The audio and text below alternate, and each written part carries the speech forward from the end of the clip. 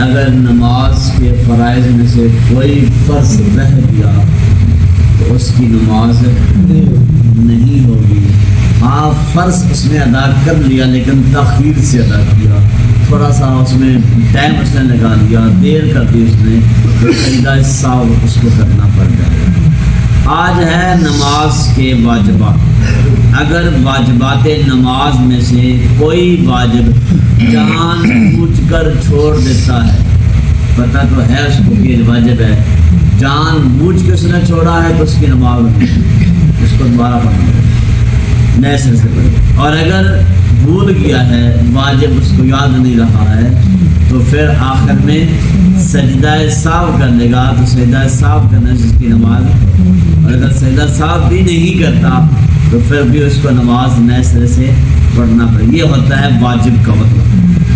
نماز کے اندر واجبات کیا کیا چیزیں ہیں؟ نمبر 1 تکبیر تحریمہ کے اندر اللہ اکبر بولنا. تکبیر تحریمہ خود فرض ہے, اللہ اکبر بولنا واجب.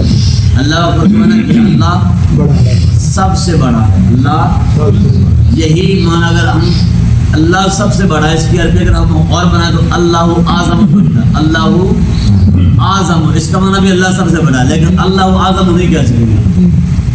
معنی دونوں کا ایک ہے, دونوں عربی عبارت ہیں.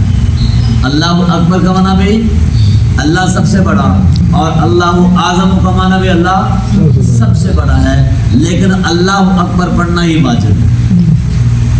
اور کوئی لفظ یہاں پہ ہم ادا نہیں کر کے تو ہم نماز شروع نہیں کریں گے. اللہ اکبر کہنا کیا ہے؟ واجب ہے. سورہ فاتحہ مکمل پڑھنا واجب.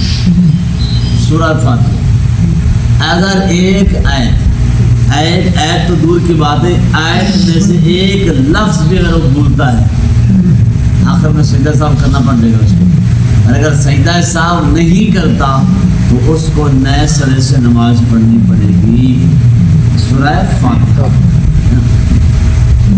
سورہ فاتحہ کے بعد چھوٹی سی سورت ملانا, یا ایک آیت اتنی بڑی ہو کہ 3 آیتوں کی مقدار ہو, وہ پڑھنا. یہ کیا ہے؟ واجب ہے. یہ کیا ہے؟ واجب ہے نا. اور پھر ان دونوں میں ترتیب رکھنا, فاتحہ اور اس کے ساتھ صورت ملائی میں ترتیب ضروری ہے. ترتیب نہیں نہ رکھے گا تو واجب رہ جائے گا. اس کو سیدھا صاحب اگر جان بوجھ پہ کر رہا ہے اس کی نماز ہوگی نہیں. اور اگر بھول گیا جلدی میں اس نے پہلے کوئی اور صورت پڑھ دی, پھر اس نے الحمد بعد میں پڑھی اور سوچا یار دونوں صورتوں ہی ہیں, دونوں قرآن کی صورتیں ہیں, کوئی جو مرضی پہلے پڑھ لے جو مرضی بعد میں پڑھ لے, نہیں یہ ضروری نہیں ہے. بلکہ جو ترتیب بیان کی گئی ہے پہلے آپ نے الحمد ہی پڑھنی ہے, کیونکہ پڑھتے ہی الحمد للہ تو زمانہ پہ ایسا وہ جاری ہو چکی ہے. پہلے الحمد للہ, اس کے بعد جو ہے وہ صورت ہے, کوئی بھی صورت ہو, کوثر ہو, صورت اخلاص ہو, صورت عصر ہو, کوئی چھوٹی سی صورت ملانا یہ بات. سورہ فاتحہ اور چھوٹی صورت کے درمیان اتنی دیر تک سوچنا کہ 3 بار سبحان اللہ کا سبحان اللہ سبحان اللہ سبحان اللہ. کتنی دیر لگی؟ اتنی دیر. الحمد شریف پڑھنے کے بعد اب سوچنا لگا کہ میں کون سی صورت پڑھوں. اتنی دیر اگر اس کو لگ گئی ہے سوچتے سوچتے, پھر جا کر اس نے صورت سوچی اور اس نے پڑھنی شروع کی, اس پر سجدہ سہو واجب ہو گیا. اس لیے چاہیے کہ پہلے صورت سوچ کے رکھ کہ میں نے کون صورت پڑھنی ہے. نماز کے رکعتوں کے اندر میں نے کون سی صورت پڑھنی ہے وہ اس کی تیاری کر کے سوچ کے رکھے. تخیر کر دی تو تخیر سے واجب جو ہے واجب میں تخیر ہو جائے گی, لہذا سجدہ سہو واجب ہو جائے. اچھا بس آخری واجب سنیے, تھوڑا کر کے بیان کریں تاکہ فرض کی پہلی 2 رکعتوں میں, فرض کی پہلی 2 رکعتوں میں اور وتر اور سنت اور نفلوں کی تمام رکعتوں میں سورہ فاتحہ کے ساتھ چھوٹی صورت ملانا واجب ہے.